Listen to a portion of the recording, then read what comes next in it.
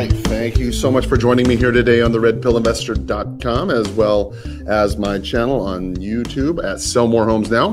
Today, we're going to have a very quick, brief prospecting session. I got a couple things I got to do today. I've got a couple appointments that are coming in. I've got a meeting to go to. So we're going to have to jump right into the prospecting and the news to make sure we get it covered today. So if you're joining me for the very first time, thank you. I appreciate it. You may want to go ahead and check this out on the redpillinvestor.com, which is my podcast. I typically go ahead and download these episodes. These videos. I strip the audio right from them and I take them, put them right on the podcast. So you can go ahead and listen to them in between appointments on your way to the next appointment, your next house, your next appointment, whatever it may be. Hopefully you'll pick up a tip or a trick, something that I said that helped you. That way you can go ahead, use that in your business to help your customers, help your clients, and most importantly, help your community, because there's just an awful lot of practitioners out there that really aren't that good, and you deserve to take all the business because you are a good provider. You're a good person and you deserve to go ahead and do all those good things. So we got a lot of great news. We got a lot of great prospecting, but we don't have a lot of time. So let's take it right away to the Lord in prayer. Lord, thank you so much for this day. We are very grateful for everything you've given us. We're grateful for the food that you've given us, our daily bread. Lord, we're grateful for our health, our families. Help us to be mindful today, Lord, of the things that we need to do better in your name. Help us to remember that the things we do are for your glory. Help us to learn things, Lord, that will bring honor to your name. Help us to do it all. In Christ's name we pray. Amen. Okay, so let's get started. Today, let's begin prospecting. So, dial. Here we go. All right. Phone is in place. We're going to prospect here for about maybe 40 minutes. And then we're going to have to go ahead and cut it short. So let's go ahead get cracking on some of the news that you might have read in the description that might have been interesting to you. Let's go ahead and jump into something that I felt was one of the more important stories. This comes to us from Andrea Require. She's over there at Market Watch. You know that I tend to read a lot of her stories. She's one of the predominant authors, I think, probably to say, over at Market Watch when it comes to real estate news. I noticed that she writes an awful lot of their articles. And so that's why you'll hear me talking a lot. And she's a very good writer. She does a lot of good research. So you definitely would be well advised to go over and check out Market Watch and check out this article she wrote on May 30th. Admittedly, this article is 2 weeks old. It took me about 2 weeks to find it. I don't know why I missed it, but it's certainly important for you. Pending home sales fall, marking the 16th straight month of annual declines. 16 straight months of annual declines. Okay, so let's talk about the numbers. Well, the pending home sales fell at a seasonally adjusted 1.5% in April and were 2% lower than a year ago. This is the National Association of Realtors, okay? They're the ones who came up with this data, all right? This is not some crackpot out there with a YouTube page like me. No, this is a for real number. And it says that the National Association of Realtors Index, which tracks the home contract signings, has been volatile, but the trend is solidly downward. And April marked the 16th straight month of annual declines. It says contract signings precede closings by about 45 to 60 days. So the pending home sales index is a leading indicator for upcoming existing home sales reports. Uh-oh. What does this mean? Well, housing seems to be bouncing back from the rough patch at the end of 2018, but as 2019 winds on, that picture is becoming more blurry. On Tuesday, the widely followed Case-Shiller Index report showed that home prices had risen at the slowest pace since mid-2012 in March. Uh-oh. Hey, now, if you've been following along in the podcast, let's say that you went ahead and subscribed on the podcast, that you subscribed on YouTube, right? Let's say that you've been listening for a while, okay? You've heard me say over the last couple days, okay, that I'm not sure why that number was being called. That's not at all what I want. I don't know how I'm keep calling this guy here. This number is not the number I'm supposed to call. There we go. I thought I had already got this in the right place. There we go. Boom. So anyway, if you've heard in the last couple podcasts I've done, last couple videos I've done, we've been talking about how for the last 7 years, the market has gone up and up and up and up. And then the last quarter, the first quarter of 2019, it's actually started to kind of tip over a little bit in terms of values, in terms of sales. And what we're seeing here is that the pending sales themselves, okay, have fallen again. So here we go. Perspective. Values, prices going up, up, up, up, up for 7 straight years.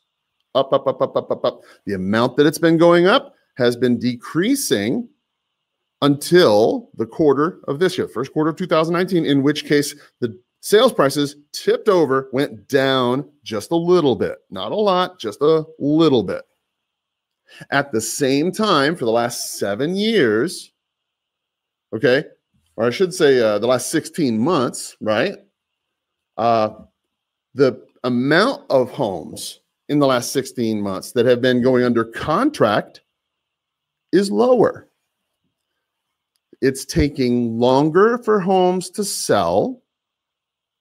And when they do sell, they're not making as much money as they were 7 years ago. 5, 6, I mean, it's true. The home is worth more. Don't get me wrong, but per year, your increase over year is just not as much. You see what I'm saying? It's similar to people thinking that they can get a home. Buyers today going around wanting a home at 1929 prices, and home sellers thinking that they can still get those 2005 prices. Back when the market was super high. So what does this mean for you as a practitioner? Okay, well, a couple things. If you're a realtor, understand that your clients have to be made aware that it is going to take longer to sell. We are approaching a normal market. The market is changing, okay? I keep saying this till I'm blue in the face, and I'm going to say it long until after this podcast is gone. You have to understand the market is changing. What we're in now nationwide is not normal. It's not. It's abnormal. It's abnormal for people to be able to get a property, okay, and have it sell, I should say, within the first 30 days. That's abnormal. Hello?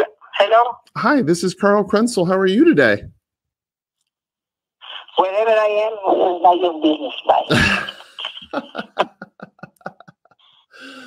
Oh, God bless. Oh, I'll tell you.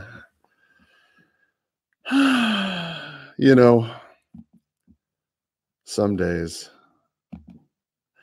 What's going on? It's taking longer for people to sell. Okay?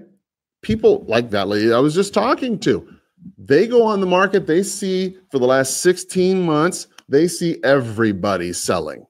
Their friend, their neighbor, their mother, their brother, everybody from their church, whoever it was, they sold their home, and it was just like that. And they didn't even have any kind of negotiation problems. And the deal just closed super simple. 16 months ago, yeah, that might have been the case. But Mr. and Mrs. Seller, you have to understand the market is changing, right? It's not bad. It's not going terrible. It's changing. And what's it changing to? Changing to a normal market. What's a normal market? A normal market is a market where it takes 3 to 4 to 5 months for a property to sell. Okay, that's why you have a 6-month listing many times. If people say, well, gosh, where did this 6-month listing contract come from? I don't want to list my home with you for 6 months. I mean, you might just sit around and not do anything. That's true. That's certainly true. The reason why people have 6-month listings is because it wasn't always this way. It used to be that the market was normal and that you would take 3-4 months to get a contract, and occasionally a deal would fall through and you might need an extra month or so just to put it back on the market. That's what that was for. That was the purpose of that. Nowadays, people have become spoiled and accustomed to a fast-moving market. And a fast-moving market like that, okay, it becomes commonplace for people to buy and sell real estate in various forms, internet, blockchain, whatever the current thing's going to be. It's going to be common for people to sell. And many times you're not going to have a ton of problems in a fast-moving market like that where there's not a lot to choose from and people are operating from fear. That's the important distinction I think people forget. People are operating from fear in a marketplace where they feel like they're going to lose out on a good deal.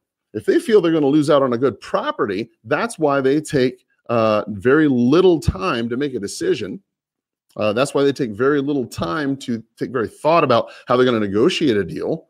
As a matter of fact, a good realtor friend I know, I was just talking to him the other day. He was telling me about one of his customers who found herself in a very similar situation, negotiated her. And you know what? We've all been there. That situation where you've had a customer, really, really, really wants the house, ends up telling the listing agent, hey, I really, really, really want the house. I'm going to do whatever it takes to get this house. And you as a buyer's agent are like, oh my gosh, you might as well just give away the farm. And of course, because of timing and the way you've scheduled things and your rental contracts or whatever, I mean, when you think about it, it's not that hard to find how a customer could get themselves into a whole lot of problems negotiating in a good market. I mean, they try to ask for something, but the excitement of the market, the fear of loss, they just accept whatever they can get many times. I was just talking to a lady the other day. She said, when I bought this house, what did I know? I was a first-time home buyer. I was a single mom, had 2 kids. I didn't know. And then when she moved in, 60 days later, she discovers there's a huge crack in the pipe, in the sewer line. Okay. What happens then is people ultimately remember these things. Oh, and you can say, well, gosh, she should have done this or she should have done that. Yeah, okay, I get it. But people grow up and people get older and people talk. And when they get older and when they grow up and when they talk, they make decisions like this and they say, well, gosh, now it's time for me. Let's say this girl or another one, the first-time home buyer that I mentioned before, whoever, they 5 years in the future, they go to buy another house. And they see all the inventory that's currently on the market. So what I really want to put in your head is perspective.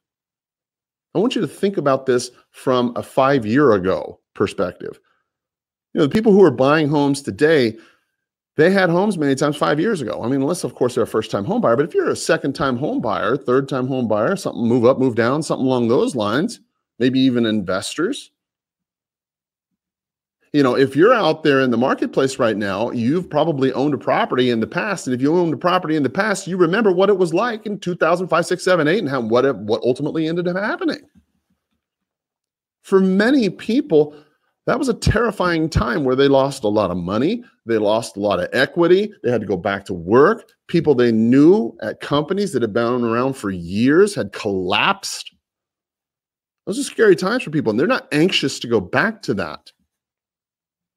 And when they're not stupid, it's not like these 16 straight months of annual declines in pending home sales. That's not like that's super secret, to the buyers and the sellers in the world. It's certainly true that it looks like we've called all the expireds and cancels. I'm going to move over real fast here. Let's see if we can call the new expireds. See this new filter here. Looks like I'd already tried contacting her. Okay. So let's contact the new for rent by owners. If you're following along here, you might want to check out the Red X. I've got a link down there in the description for you can save $150 on your setup fee. They've got for rent by owners, for sale by owners, expires, foreclosures, geo leads, the whole kit and caboodle. And I've been using their system for quite some time. I enjoy this new system that they have, the Vortex CMA, Vortex contact retention management system. Super system. I love it. It's a great system. So right now we're going to jump into some for rent by owners and start calling them. Let's see, dial. Let's see here. We have 7 phone numbers to call, brand new people. So let's see what happens with these 7. Yeah, so homeowners are not, oh, I don't want to call that one. That's in Green Valley. Whoop, too far. Let's get rid of that one. Let's see, remove that. Let's see here. What about this one? What's another one? Okay, what's the story with that? Okay, let's call these people. All right, I don't know what's going to happen. Let's find out. But yeah, your customers are, they're aware. They may not have access to the MLS. Hello? Oh, good morning. This is Karl Krenzel. How are you today? Good, Karl. What can I do for you? Yes, ma'am. I was calling about that property you had for rent on Kai Marco. Is that still for rent, or did y'all rent that out already? Yes, it is. Oh, okay, great. I was calling because again, my name's Karl. I'm a broker who buys property in town. I was calling to see if you'd ever considered selling it. Have you? Well, we just bought it less than a month ago. So no, not looking to sell it. Well, God bless your heart. Well, that was a good choice. That's a good neighborhood, ironically, for rentals. So that's a good choice. You made a good choice there. Thanks, Karl. Since I got you anyway, Have a good day. do you know anybody else who's got an unwanted home I could buy for cash? No, don't know of any. No worries. Well, listen, I appreciate your time and best of luck on the home. It looks great. Bye. It looks great, by the way, in the photos. Some people you couldn't pay them a compliment even with cash. I really believe that. Oh boy. Yeah. So your clients, they don't have access to the MLS, but they have access to their eyes and they see what's going on. They see all these signs in the yards and people not selling their homes at work, telling them about it. They know what's up. And so it's not surprising that 16 straight months of declines in in pending home sales. That tells you there's pooling going on. If you can't figure out why your home isn't selling while all these realtors are doing price reductions, why is this all going on? Call has been forwarded to an automatic voice message. I saw this one today on a Facebook post, said something, it was in an agent group or something. They had said something to the effect. Hello? Please leave your message for... They had felt that many of the agents who are on the market these days are just new, and that's why there's so many price reductions, because they didn't price it accurately to begin with. Well, it's certainly true they didn't price it accurately to begin with, but I don't think it has anything to do with them being new. Personally, I think it has to do with the fact that the market is, in fact, changing. And the faster you get to that realization, the faster you let your customers and clients know the market is starting to normalize, then they will price their properties accurately. That's where you need to be in the first place. You need to be accurate about that. You can't be willy-nilly.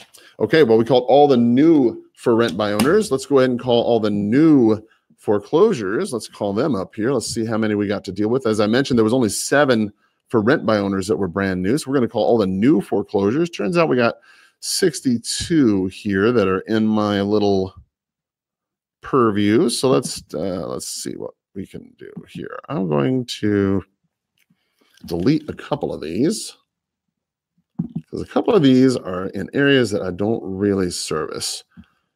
Some of them, Green Valley, for example, Sarita is another. Those are both great little communities. The problem is that they are a little too far south of me.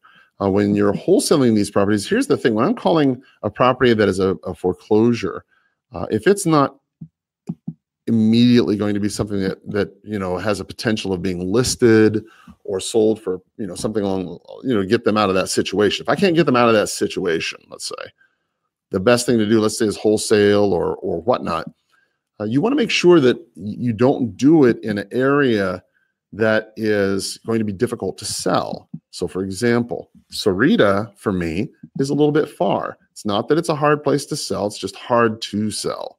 A lot of people who are investors here in Tucson do not want to drive out to Sarita, do work and get the property, that sort of thing taken care of. They don't want to do that. All right, there we go. So we're here in the Tucson side of things. Let's move on to the next story. House flipping surging in California. Where's the best place? This comes to us from Michael Finch II. He is over at the Sacramento Bee. So shout outs to Mike over there at the Sacramento Bee. The title says house flipping surged in Sacramento. Does that mean real estate is now a good investment? He writes, there are few places better for house flippers in Northern California than Sacramento County. According to Adam Data Solutions, what they had discovered, while profits were greater in the Bay Area counties, the number of homes flipped in Sacramento, 317 coincidentally, was higher in the first 3 months of 2019. Ooh, boy. And the average number of days flipped on average was lower. So, for a home flipper, okay, for somebody who's an end-use investor, an end-use customer, end-use buyer, your B buyer, your B client, right? For them, having the property sell for a high amount in a quick amount of time obviously is the best of all possible worlds, as Voltaire would have said, right? But there are obviously some places better than others. And if you're in California, you have a tough enough time as it is. I mean, God bless your heart. Phone call has been forwarded to an automated voice. Yeah, I want you to know that if you're living in California, I'm praying for you every day. I know that you've got a tough road to hoe if you're out there trying to make some deals happen in California, and I'm praying for you because I know it's tough. But it says that in the Sacramento region, flipping activity and profits still pale in comparison to the heady days before the Great Recession. I love the way we call it the Great Recession. Back in the days they had. Oh, well, okay. The number you have dialed is not in service. Gotcha. All right. So the back you got the Great Depression, and then now you have the Great Recession, right? So in the peak of activity in 2005, there were 3 times more flips in a quarter than the most recent 3-month period. So to give you some perspective, in the most recent 3-quarter period, there was 317 homes sold in the Sacramento area. In the peak of 2015, there was well over 940 something properties. 3 times 317, let's see, 3 times 3 is 9, and 17 times, I don't know, that's a whole bunch. 900 and something homes sold in a quarter. That's incredible. They also quote Adam, and that quote we said just the other day, flips accounted for about 7% of sales, a slightly larger share than the 6.9% of flipping sales volume for the entire state. Hello? Hey, this is Karl Krenzel. How are you today? Hello? All right. Let's see here. All right. Resume. There we go. Let's see here. Oh yeah. So what does that mean? Flips being higher, not only in California, but we said that just the other day that it accounted, there was 49,049 flips in the first quarter. And that was the highest amount of flipped activity that had happened in, 7 something years. I mean, whew. What does that mean? Well, that means that you've got a lot of competition, for one. It also means that this activity is a symptom of a housing market where consumers are eager to buy. Oh boy. The average number of days to flip a property declined in Sacramento by 10%. We're noticing flippers relieving some of the inventory because interest rates have dropped. What's more, Von Pullman said, more investors are choosing to finance the purchase of their properties before flipping them. Okay. A little more than 17% of the homes sold in the Sacramento region were to cash buyers, and 14% were sold to buyers with loans backed by the FHA. Now, this brings up an interesting point. If you're going out there and flipping properties using hard money, I understand why. Hello? Hey, this is Karl Krenzel. How are Hello? you? Hi, my name's Karl Krenzel. How are you? Good. I'm not sure if I've got the right person. I was looking for the Martinezes. They own some property over there on Draper. Is that your property, sir? Yeah. Oh, cool. Yeah. I was calling to see if you folks had ever considered selling that property. Have you? No. Oh, can't blame you. That's a nice little place. But Huh? I said, I can't blame you. That's a nice little place. I'm curious about how much, if you were to sell it, about how much would you consider selling it for? I have no idea, to be honest. We haven't even attempted. I know it's we're fighting. Trying to get assistance from my foreclosure. Oh, you're in a foreclosure? Yeah, I'm trying to get out of it. So. Oh, I see. I mean, I'm in the process of doing the paperwork, so I should be okay. Okay, well, good. Well, God bless. Hopefully, I know it's listed out there, so it's kind of got me a little nervous. But I mean, I don't want to lose my home. I see. Okay, I understand. All right. Well, listen, I appreciate your help. I'm just curious, what happens if it doesn't go through? If you're not able to save it in the foreclosure, then what's the plan? I'm gonna. I don't know. I'm trying not to think of it that way. Right now, I'm trying to save my money so I can get the payment caught up. Mm-hmm. And if I have to get the payment caught up, I can get the payment caught up. But right now, it's just hopefully, I'm counting on my assistance. What do you do? Buy and sell homes? Well, yeah, actually I do. And I'm sitting here looking at your property right now. I just noticed it. I'm sitting here looking at it on Zillow. So I see what's going on. So, okay. Well, listen, best wishes to you. I hope things work out. Okay. All right. Thank you. Yes, sir. Take care. Have a great day. Bye-bye. This is an interesting thing for, I think, you to listen to. I'm glad that it happened that way. Because in his particular circumstance, I mean, obviously we knew that he was a pre-foreclosure, but when you call them, you act as if, you don't even know. And the reason why is because it takes away that shame. It takes away that, I just noticed that your home is for sale, that's a foreclosure and, all that. That takes away that nastiness. Right? There's no need for you to get that way or for them to feel anything like that. Many times, if you just act dumb, like for me, it's pretty easy. You just say, hey, look, you considered selling the home. They'll come out with it many times. So it gives you an opportunity to then go back. Hello? Hello? Oh, hi. My name is Karl. How are you? Good. I'm calling for the Fullers. They own some property on Via Elemental. Is that your home, ma'am? What? Hello? What? Yeah. Yes. Hi. My name is Karl. I was looking for the homeowner on Via Elemental. Is that your home?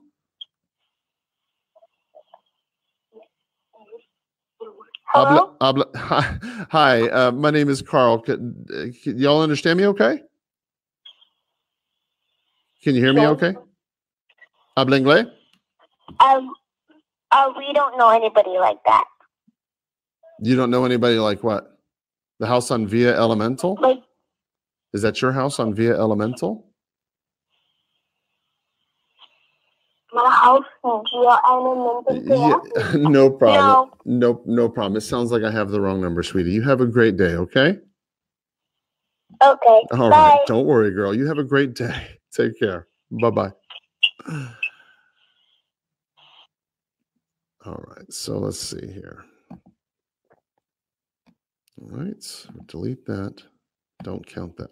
Yeah, so especially if you're using the red X, when you're talking to somebody, especially in the pre-foreclosure list, you can go right to Zillow. It's got an access link right to it. You just press bing right there next to the address. It'll pull up the Zillow listing. You can see exactly what's going on. That fellow that I was talking to, that was talking about keeping his property, turns out his property is currently on auction.com. It's already on the MLS. And I'm not exactly sure what the story is there, but his...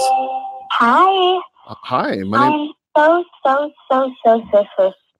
The likelihood of him saving that property is pretty low.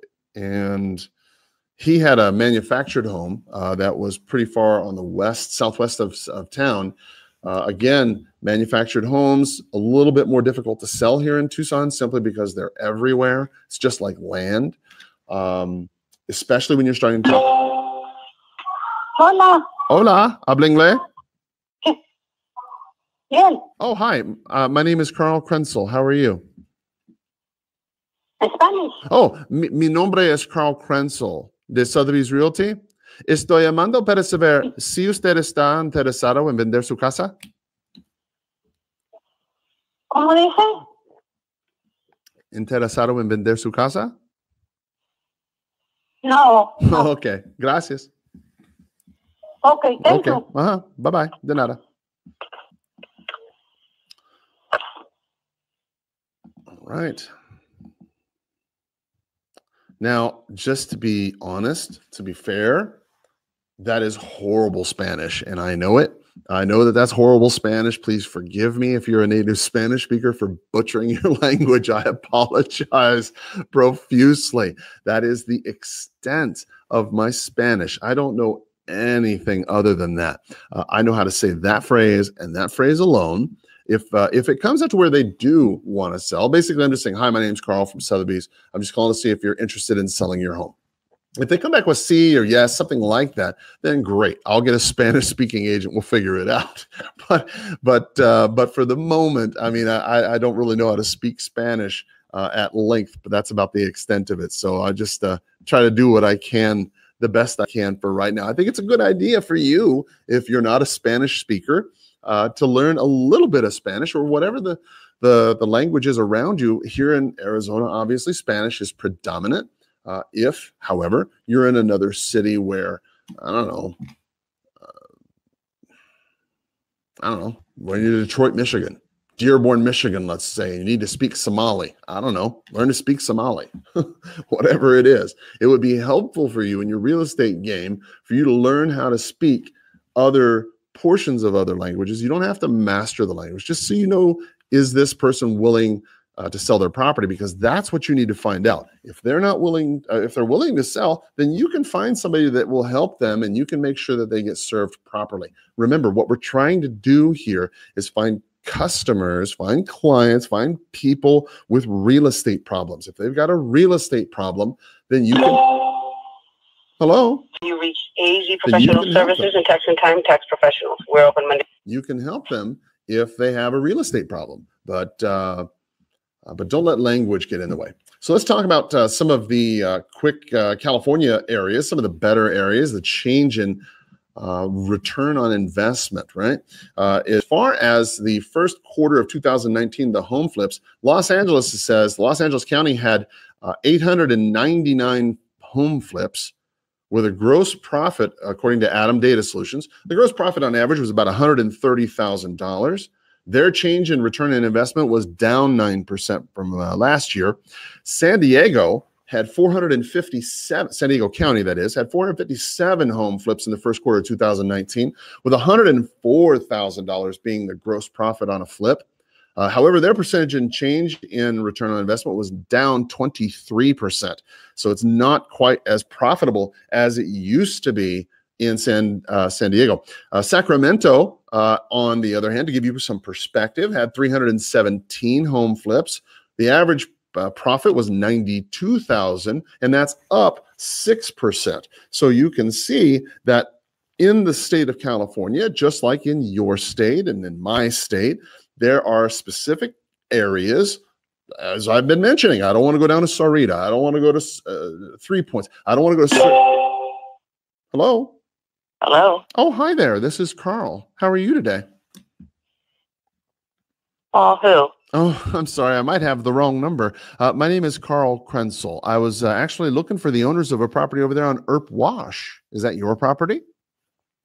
No. Oh my gosh, I got the wrong number. I apologize. Hey, since I got okay, wrong number. Right, delete that. Don't count it. All right, resume. Here we go. Yeah, I mean, here in my state, But the person you called has avoided. as well as your state, has some place better than others, and California's the same way. Santa Clara County had 124 home flips with 192 gross profit, but their change in return on investment, negative 51%. They've lost 51% change in their return on investment. If you were thinking that you were going to make a certain amount a year ago, well, the reality was you made about 51% less return on your investment than you anticipated. The final one, Placer County, oh my goodness, said that they had 63 home flips. The gross profit was $34,500, and the percent change was negative 71%. Seems that Placer County, California is not a very popular place to go ahead and do a flip. So that will certainly help serve you there if you're in California. So finally, the final story we're going to cover today in this short prospecting session is your local real estate market about to heat up. 5 signs to watch for. So I'm going to go through these signs very quickly, and then I'm going to give you maybe an alternative to think about if to be on the lookout, if you will, about why or when your market is about to collapse or crash, right? Because just as there are 5 signs that you can see things going up, then you have 5 or more signs that you can see where things are starting to collapse or go down. And I'm going to go ahead and put those in on my own, and we're going to go through and see what these people from the Forbes Real Estate Council have to say. Now, this is a post. Frontier Financial, this is Tina. How may I help you? Oh, Tina, I got the wrong number. I apologize. Oh, no problem. You have a great day. Thank Bye-bye. you. Take care. You too. Bye-bye. Bye-bye. Again, if you heard from yesterday's prospecting, we're going 4 numbers deep. So heaven only knows. I mean, that might have been where the person might have used to work or something. So today's post was written by the expert panel at Forbes. The number 5207. Forbes Real Estate Council. There are 5 members of the Forbes Real Estate Council share some of the telltale signs they look for in a local real estate market that's heating up. And here's what they said. Okay, so we're going to go ahead and jump into that right now. Let's see what they have to say. As I shake this for dramatic effort. Sorry, the person you are trying to reach has a voicemail box that has not been set up. Okay. Number 1. All right. High deal activity and record profits. This comes to us from Remy Reisner from Proteus Capital Management. Thank you, Mr. Reisner, Miss Reisner, whatever, for, it looks like a Mr., I suppose, Mr. Reisner, for giving us your opinion. I appreciate that very much. He says, typically reading news about all-time high deal activity and record profits from early investors is a telltale sign about any real estate market heating up. Really? You know, I'm not trying to be critical. It just seems to me, Remy, that that's kind of a duh, isn't it? I mean, if you see the news deals going up and record profit, I mean, that's the telltale sign. Sure. Hi, this is Karl Krenzel. How are you today? Who is this? My name is Karl Krenzel. How are you? I'm fine. Who are you with? Yeah, my name is Karl. I'm actually a broker here in town who buys property. I was calling about a property that was on Dodge Boulevard. Is that your property? Okay. I'll take that as a not interested. Whammo. You know, Remy, I appreciate your advice. He says, usually in a similar fashion, financial news pointing to a favorable real estate market is a telltale sign, such as low or decreasing interest rates, favorable economic environment, etc. Well, that's true. But by that same logic, you could say that low deal activity and people losing profits, as well as increasing pending times or fewer pending homes, could also be an indicator. Hauser speaking. Oh, hi. This is Karl Krenzel. How are you today? Good. Who's speaking? Oh, yes, sir. I'm sorry. My name is Karl Krenzel. I might actually have the wrong number. I apologize. I was looking for the owners of a property over there on Hollybrook. Is that your home? Used to be. Oh, We moved out. We sold it and moved out officially May 1st of 2017. Oh, well, God bless your heart. Okay, no worries. Well, listen, since I've got you anyway, do you know anybody who's got an unwanted home I could buy for cash? No, we no longer live in Tucson. Oh, okay, great. Well, listen, I appreciate your time, and I hope you have a great day, okay? Okay, bye-bye. Thank you. Bye-bye. All right. Wrong number. Count them as a contact. Resume. All right, here we go. Let's move on to point number 2, cap rates. Okay. In the commercial real estate market, this comes to us from Sam Grooms from Whitehaven Capital. He says that in the commercial real estate market, anytime we see cap rates equal to or lower than interest rates, I'm going to repeat that. In commercial real estate, anytime we see cap rates, Please check the number. all right, delete that one. Anytime we see cap rates equal to or lower than interest rates, it's a sign the market may be too hot. Okay, I'm going to repeat this. In the commercial real estate market, anytime you see cap rates equal to or lower than interest rates, it's a sign that the market may be too hot. Leverage is used to increase your returns, but can have the opposite effect in this type of environment. Please leave your message for... I would be inclined to agree. Sam, I think is 100. Hello? Please leave your message for... I think Sam is 100% on point there when he says that if you've got cap rates that are equal to or lower than the interest rates, then you're going to have a problem. Hello? Hello? Hello?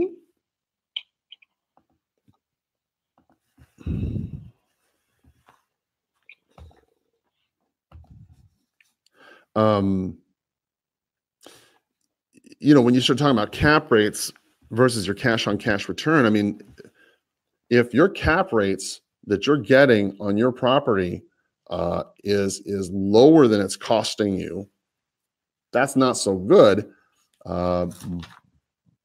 Means that there's just too much out there. Right? Hey, this is Karl Krenzel. How are you today? Well, thank you. I'm not sure if I've got the right person. I apologize. I was looking for the Burrs. They own some property over there on Carefree. Is that your property? No, you got the wrong number. Okay, I thought I might have. No problem. Well, listen, since I got you, anyway, do you know anybody who's got an unwanted home I could buy for cash? No, not at the moment. I'm at work right now. All right, brother. Well, listen, have a great day. Thank you. All right, you Take care. Bye-bye. Right. Wrong number. Delete. Count as a contact. All right. Resume. Third point. The days on market and inventory. This comes to us from Fred McGill from Simple Showing. He says, typically one should keep an eye out for days on market and inventory. If homes are selling fast, it's an obvious sign. But if inventory levels of similar properties flood the market, that's a bad sign. Yes, indeed, Fred. I agree with you 100%. And that's really what we're seeing here now. We're seeing homes of a similar type. Okay. Similar type. He says, if inventory levels of similar properties flood the market, that's a bad sign. Well, what do we have now in most of the markets we have now? Oh, it's true. I get it. Yes. Inventory levels. You may not have a ton of inventory. I get that. Okay.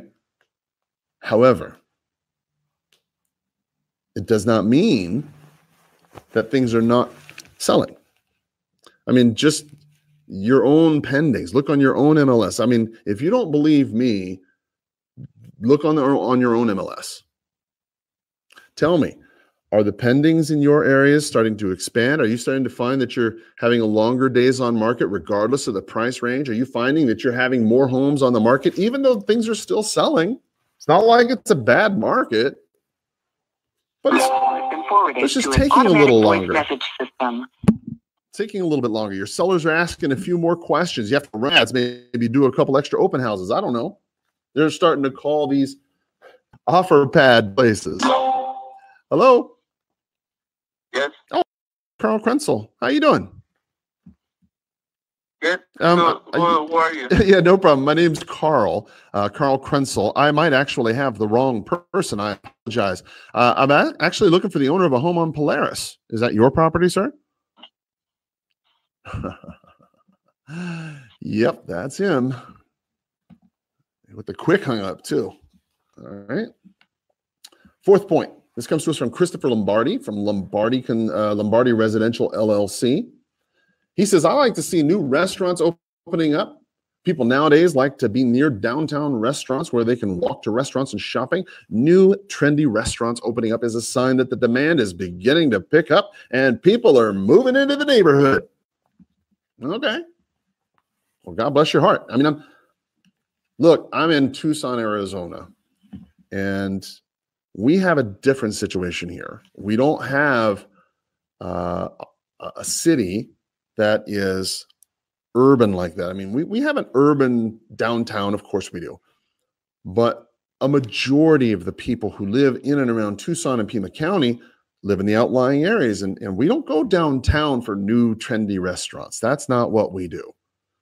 We stay in our area of town where we live, and we don't walk to restaurants and shopping. It is 110 degrees outside, and the pavement melts underneath your shoes.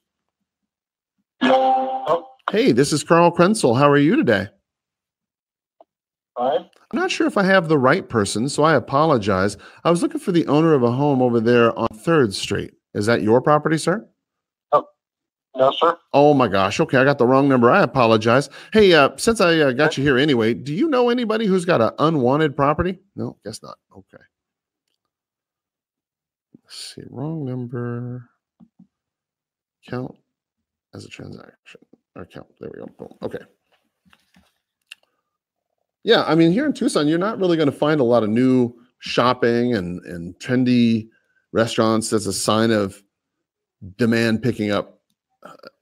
It is a sign of a healthy economy, and I would agree with that. And a healthy economy brings people, true. New shopping means that there's new people that got to work there. There's new shopping means people got to shop there. So yeah, I agree with that. But I wouldn't necessarily look for new restaurants opening up as a sign of an increasing market any more than I would look at restaurants closing down as a sign of a market that's decreasing. Unless, of course. Yeah. Hey, hello. This is Karl Krenzel. How are you? Okay, this is who? I'm sorry about that. My name is Karl. Karl Krenzel. I'm calling about a house that was for. I was calling about a house that was over there on Kai Dened. Is that your property, sir? No, sir. Oh my gosh, I got the wrong number. Okay, no problem. Well, listen, I appreciate you. Hey, since I got you anyway, do you know anybody who's got an unwanted home I could buy for cash? No. Okay, no problem. Appreciate you, and you have a wonderful day, okay?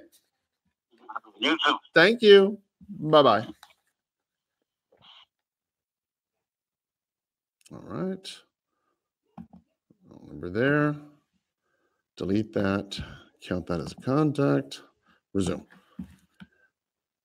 Okay. Last point. New construction starting. This comes to us from Terry Painter from Apartment Loan Store. This right here, I have to be honest with you, is probably one of my favorite points out of this entire panel. I think this is 100% accurate and true where you are as well. It says one of the best. Hello? You've reached the phone mail of Jim Spalton. Please leave your name and number, and I will get back to you as soon as I can. That's not who I want.